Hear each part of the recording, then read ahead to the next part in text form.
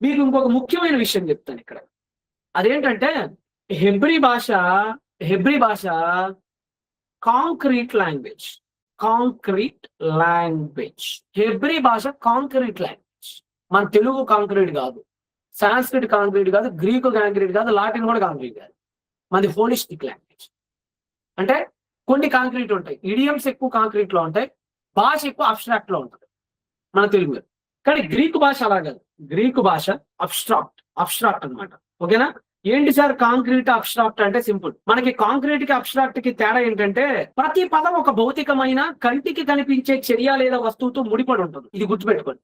ప్రతి పదం కంటికి కనిపించే చర్య లేదా వస్తువుతో ముడిపడి ఉంటుంది. అది బుర్రలో నుంచి వచ్చే పదం కాదు, వస్తువుల నుండి వచ్చే పదం. అందుకని కాంక్రీట్ మీనింగ్స్ అంటారు. హిబ్రూలో కాంక్రీట్ మీనింగ్స్ చాలా ఇంపార్టెంట్. గ్రీక్ అనేది అబ్స్ట్రాక్ట్ అంటే ఏంటి? వస్తువు ఉండాల్సిన పనిలే. మీకు కొన్ని ఎగ్జాంపుల్స్ చూపిస్తారు. ఇప్పుడు ఫర్ ఎగ్జాంపుల్ మీరు కోపం అంటే అర్థం చేస్తారు. కోపం అంటే ఏంటి నాకు చూపించండి ఇక్కడ. కోపం అంటే మీరు ఏం చూపిస్తారు? గట్టిగా అరవటం, ఐ అని గట్టిగా మాట్లాడటం చూపిస్తారు కోపం అంటే. మీరు అంతకు మించి నాకేం చూపించలేదు. కానీ హెబ్రీలో కోపం అని చెప్పాలంటే దగ్గరికి వెళ్ళి ఇలా చేత్తో తాకి కూడా కోపాన్ని చూపిస్తారు. నేను మిమ్మల్ని ఆశీర్వదిస్తున్నానంట. ఆశీర్వాదాన్ని నాకు తెలుగోళ్ళు కానీ గ్రీకోళ్ళు కానీ ఎలా చూపిస్తారు? చూపించండి చూద్దాం. ఆశీర్వాదాన్ని ఎలా చూపిస్తారు? అసలు మీకు అర్థమవుతుందా? నీకు ఏం మాట్లాడుతున్నా? ఆశీర్వాదాన్ని మనం చూపించడం. ఆశీర్వాదం అంటే ఏంటి? 10 మంది బాగుండాలని మంచిగా దీవించడం. అది అంతే. నీకు అంతే అర్థమైంది. వాళ్ళ దగ్గర అలా కాదు. ఆశీర్వాదం అంటే ఏంటో నేను దగ్గరికి వెళ్ళి చూపిస్తారు. ఇది ఆశీర్వాదం చూపిస్తారు. వాళ్ళ దగ్గర ప్రతి పదం కూడా ఇలా పట్టుకుంటారు. దీర్ఘశాంతం అంటే మీరు మీనింగ్ చూపించండి. సహనం ఎలా ఉంటుంది చూపించండి. మీరు ఏం చూపించగలరు? నేనైనా సహనం అంటే ఒక వ్యక్తికి ఎంత కోపం వచ్చినా సైలెంట్ గా ఇలా కూర్చోవటం మనం ఎక్స్ప్రెషన్ మాత్రమే చూపించగలం. మనం ఒక వ్యక్తి భావోద్వేగాన్ని బట్టి అదుగో అది కోపం అండి, అదుగో ఇది సహనం అండి, అదుగో ఇది ఏడుపు అండి అని మనం చూపిస్తాం. వాళ్ళు అలా కాదు. నిన్ను దగ్గరకు తీసుకెళ్ళి నీ చేత్తో తాకిస్తారు. ఇదిగో తాకేవా, ఇది కోపం రా, ఇదిగో ఇట్లా సహనం చూపించాలి, ఇదిగో తాకిస్తారు. కొద్దిగా కన్ఫ్యూజన్ గా ఉంటది, వెళ్ళే కొద్ది క్లారిటీ వస్తుంది. ఉదాహరణకి ఆశీర్వాదం అన్నాం అనుకోండి. ఆశీర్వాదం హిబ్రూ కాన్సెప్ట్ లో బెరక్ లేదంటే బరాక్ అంటే బరాక్. అరబిక్ లో కూడా అంతే అంటారు. బరకా అప్పుడప్పుడు మండి రెస్టారెంట్ ఉంటున్నాయి చూసారా, బరకా. ఇప్పుడు ఫర్ ఎగ్జాంపుల్ బరకా అనే పదం అరబిక్ లో ముస్లిమ్స్ కూడా బాగా వాడతారు. ముస్లిమ్స్ ఎలా వాడతారు? బరకాతు అంటారు కదా. అస్సలాము అలైకుం వరహమతుల్లాహి వబరకాతు, అస్సలాము అలైకుం వరహమతుల్లాహి వబరకాతు, వరహమతుల్లాహి వబరకాతు, బరకాతు, బరకా అని. అది అర్థమైందా మీకు? అరబిక్ లో మీరు తరచుగా వినే పదం అస్సలాము అలైకుం వరహమతుల్లాహి వబరకాతు, బరకా. అది సిస్టర్ లాంగ్వేజెస్ కదా Arabic, Hebrew sister languages. Shalom, bait, తర్వాత దిబాష్, కొన్ని పదాలు షెమేష్, తురుడు, లేలా, ఇవన్నీ కూడా అక్కడ ఇక్కడ సమాంతరంగా ఉంటాయి. ఓకేనా? సో బరాక్ అంటే ఆశీర్వాదం. మీరు ఆశీర్వాదానికి మీరు ఎలా చూపిస్తారు? మీ దృష్టిలో ఆశీర్వాదం అంటే మీరు చూపించండి. నాకు ప్రసంగాలు చేయకండి. నేను మళ్ళా చెప్తాను. ఆశీర్వాదం అంటే తుమా అని ప్రసంగాలు చేయకండి. మైక్ తీసుకోండి, చూపించండి. నా కళ్ళ ముందు నాకు టాంజిబుల్ గా చూపించాలి. ఒక చర్య నా కళ్ళ ముందు కనపడాలి. అలా కనపడితేనే నేను నమ్ముతాను. కాంక్రీట్ లాంగ్వేజ్ అంతే. ఒక మాటలో చెప్పాలంటే దీని రూట్ వర్డ్ ఏంటంటే బెరెక్ అనేటువంటి రూట్ వర్డ్ అండి. ఒక మాటలో చెప్పాలంటే ఒంటె మోకాలే బెరక. బెరక అంటే అర్థం ఏంటంటే మోకాలు. బెరక అంటే అర్థం ఏంటంటే ఒంటె యొక్క మోకాలు. దీన్నే బెరక అంటారు. ఇంకేం లేదు. బెరక అంటే ఇదే. ఇది బెరక, ఇది బెరెక్. ఏమంటారు దీన్ని? బెరెక్ అంటారు అన్నమాట. బెరెక్. ఓకేనా? అంటే అర్థం ఏంటి? నోటిఫికేషన్ వచ్చింది. అంటే దీని అర్థం ఏంటి అని అంటే సింపుల్, ఏం లేదు. ఇప్పుడు ఒంటె నుంచొని ఉందనుకోండి. ఇప్పుడు ఫర్ ఎగ్జాంపుల్ ఒంటె నుంచొని ఉంది. ఇదిగోండి, ఒంటె నుంచొని ఉంటే యజమాని పెట్టే తిండి గింజలు దాని నోట్లోకి వెళ్తాయా? యజమాని నుంచి ఫలాలు అది పొందుకోగలదా? పొందుకోలేదు కదా. ఇలాగ కాళ్ళు గనక ఇలా నుంచొని ఉంటే ఒంటికి తన యజమాని ఇచ్చే ఫలాలది రుచి చూడలేదు. తన యజమాని పెట్టే తిండిని అది అనుభవించలేదు. ఇప్పుడు అది ఏం చేయాలి? చచ్చినట్టు అది ఇప్పుడు ఏం చేయాలి? బెరెక్ని వంచాలి. బెరెక్ మీన్స్ మోకాలు. మోకాలు వంచాలి. ఎప్పుడైతే ఒంటె మోకాళ్ళు ఇదిగోండి మోకాళ్ళని ఇలా ఎప్పుడైతే ఒంటె వంచిద్దో అప్పుడు యజమానిచ్చే తిండిని తినగలిగింది. ఏం చేయగలిగింది అప్పుడు? యజమానిచ్చే తిండిని తినగలిగింది. అంటే యజమాని నుంచి నువ్వు ఫలాలు పొందాలి అని అంటే యజమాని నుంచి ఫలాలు పొందేటువంటి ప్రక్రియ కోసం మోకాళ్ళు వంచాలి. That is బెరెక్. అది కళ్ళ ముందు కనపడింది మనకి. సో ఇది బెరెక్ చెప్పాను కదా, ఇది బెరెక్. ఇక్కడి నుంచి పుట్టిందే బెరక.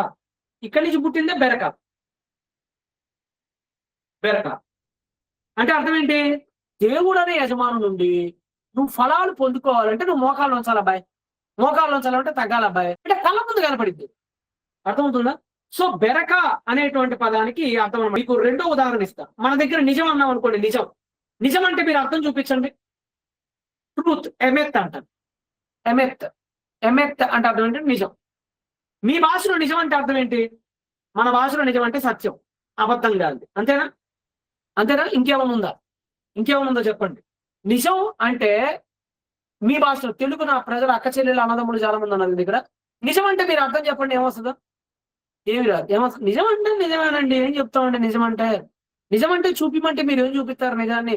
నిజం అంటేనండి అబద్ధం కాదు నిజం అంటే.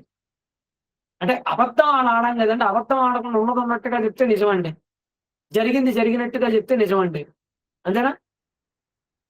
ఈ భాషలో అంతే. హెబ్రీలో అలా చెప్పాను కదా.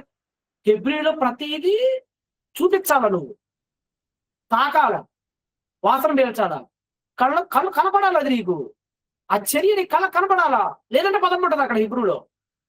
లేదంటే హిబ్రూలో మీకు పదం పడదు. అసలు నిజం అనే పదానికి అర్థం ఏంటంటే హిబ్రూలో పడిపోని స్తంభం.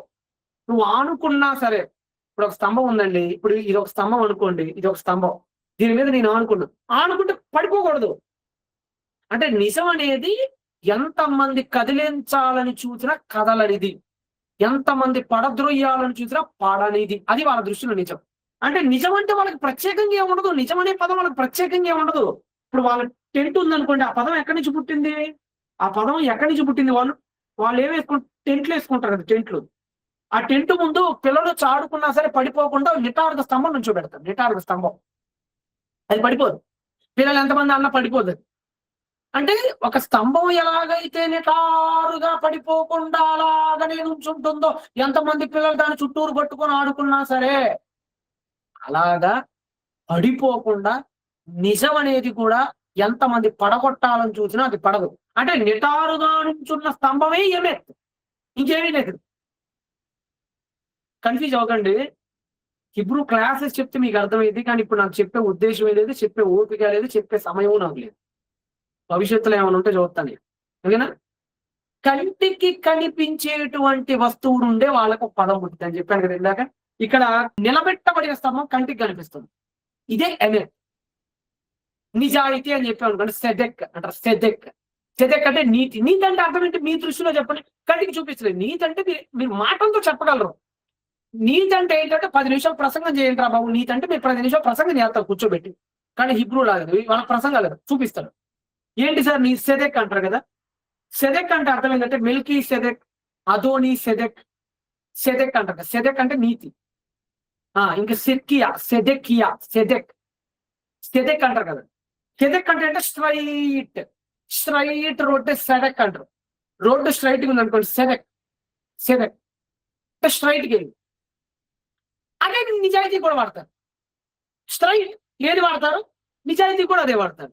పడిపోని స్తంభానికి ఏది వాడతారో నిజానికి కూడా అదే వాడతారు. అంటే నేను ఏది మాట్లాడా అది నేను చూపిస్తాను. నేను అక్కడ వాతావరణంలో నుంచి ప్రతిదీ ఇంతే ఉంటుందండి హిబ్రూ. ఇప్పుడు ఇందాక మీకు చెప్పాను కదా కోపం. మీకు ఇందాక చెప్పాను ఏంటి కోపం. కోపం కోపం అంటే ఏంటి చూపించండి. ఇందాకే చెప్పా, పదే అడగటం వేస్ట్ మీద చూపించలేదు. కోపం అంటే మీరు మీద ఇది ఇది ఇట్లా నాకు చూపించండి. కొంతమంది అత్యలుగులో ఉంటారు. అత్యలుగు కొంతమంది. కోపం అంటే ఎందుకు చూపించాం? పళ్ళు బాగా బిగించేది ఎట్లా పెట్టి అదే ఆ సూది పట్టుకోగలగాలి. అది చూపించు. నటించి చూపించడం కాదు కోపం అంటే. నాకు లిటరల్ గా చూపించు, టాంజిబుల్ గా చూపించు. అక్కడ తాకగలగాలి. హిబ్రూలో అలానే చూపిస్తారు. మనకి తెలుగులో కోపం ఉంది కదా. ఆయన అనునిత్యము కోపపడి దేవుడు. కోపం కోపం కోపం కోపం కోపం కోపం కోపం కోపం అని బైబిల్లో ఉంది చూసారా. కోపం అని ఉన్న చోట అసలు కోపం అని ఉండదు హిబ్రూలో. అసలు ఏది ఉండదు హిబ్రూలో. హిబ్రూలో ఏముంటది అంటే కాంక్రీట్ మీనింగ్ ముక్కు ఎర్రబడటం. కోపం వచ్చినప్పుడు ఎలా ఉంటాడు మనిషి? ఎడారి కదా, ఎడారి కదా. ఎడారి ప్రాంతాల్లో ఒక మనిషి కోపం వచ్చింది అనుకోండి, ఒక్కసారిగా ఇలా సీరియస్ అయిపోతాడు. ఇలా సీరియస్ అయిపోయినప్పుడు ముక్కు ఏమైపోతుంది? ఆటోమేటిక్ గా ముక్కు దగ్గర ఎర్రగా మారిపోద్ది కదా. వీడికి ముక్కు మీద కోపం అంటారు కొంచెం, ఎర్రగా మారిపోద్ది కదా. ఈ ఎర్రగా మారిపోయే ముక్కుని వాళ్ళు ఆఫ్ అంటారు. ముక్కు ఆఫ్ అంటే, అఫ్ అంటే అర్థం ఏంటంటే ముక్కు ఎర్రగా మారిన ముక్కు, ఇదే కోపం. అర్థమైందా? తెలుగులో కోపం అనే పదం ఏంటంటే కుప్యతీతి కోపహ అంటారు తెలుగులో. తెలుగు నిర్వచనం. తెలుగులో కోపం అంటే అర్థం ఏంటి చెప్పండి రా అని అంటే, కుప్యతీతి కోపహ అంటే అర్థం ఏంటి? మనసులో కలిగే ఒక విధమైన అలజడండి, క్షోభ అండి. నువ్వు ఇలా చెప్తావు కోపం అంటే. తెలుగుడి దగ్గరికి వచ్చి కోపం చూపించారంటే, కోపం అంటేనండి అది అలజడండి, అది ఒక వ్యక్తి మీద వచ్చే తీవ్రమైన క్షోభ అండి, అదండి ఇదండి శరమని చెప్తావు. అంత సోది చెప్తావు తప్ప చూపించవు. వాళ్ళు చూపిస్తారు. కోపం అంటే అర్థం ఏంటంటే ఇదిగోండి, ముక్కు ముక్కు ఎర్రబడతది చూసారా? ముక్కు ముక్కు ఎర్రబడిద్దే, అది ఆఫ్. దీన్ని ఆఫ్ అంటారు. ఇలా ముక్కు ఎర్రబడటాన్ని ఆఫ్ అంటారు. ఇదే కోపాన్ని కూడా ఉపయోగిస్తాడు. ఇదే కోపం అంటే. అసలు కోపం అనే ఒక పదం లేదు వాళ్ళకి. కోపం అనే ఒక ప్రత్యేక పదం లేదు వాళ్ళకి. ముక్కు ఎర్రబడటం అంటేనే వాడు కోపగించుకున్నాడు అని అర్థం. ఇక ఇదే అది తెలియజేసి. అందుకనే మీకు హెబ్రీలో కూడా దేవుడు కోపపడు దేవుడు అనే దగ్గర అట్లా ఉండదు. హెబ్రీలో దేవుడు ముక్కు ఎర్రైనది, దేవుడు ముక్కు ఎర్రగా ఉన్నది అని ఇలానే చెప్తారు. ఆయన అనునిత్యము కోపపడు దేవుడు అని తెలుగులో ఉన్న చోట ఎలా ఉంటది అనుకున్నారు? ఆయన అనునిత్యము తన ముక్కుని ఎర్రగా చేసుకొనిచున్నాడనే ఉంటది. అర్థమవుతుందా? మోషేకి కోపం వచ్చును, మోషే ముక్కు ఎర్రయిను అనే ఉంటది హెబ్రీలో. మీకు భాష అర్థం కావాలి. అర్థమైందా? ఫలానా వ్యక్తి ఆకాను నిజం చెప్పిను అన్న దగ్గర ఉంటది ఆకాను తన స్తంభము నిలబెట్టెను. అయితే అదే ఏమైతే అంటే, ఫలానా వ్యక్తి నిజాయితీగా, ఫీనెహాసు నిజాయితీగా ఉండను అంటే ఫీనెహాసు స్ట్రైట్ గా వెళ్ళను.